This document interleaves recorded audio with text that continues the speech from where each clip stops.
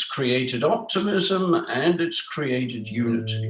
In particular, they have embraced globalization, able to mobilize the country as a whole around single goals.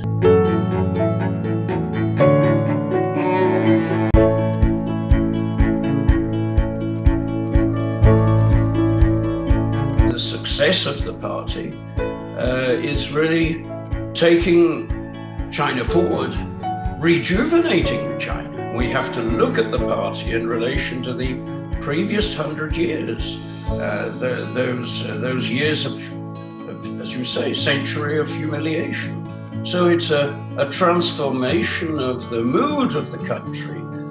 It's created optimism and it's created unity.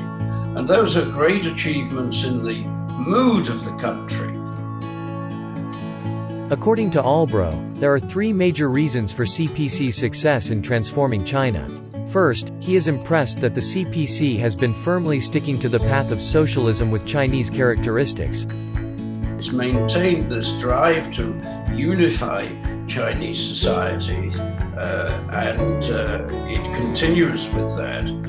The other key is pushing forward implementing the reform and opening up policy, and adopting a very subtle and pragmatic approach to world relations. In particular, they have embraced globalization.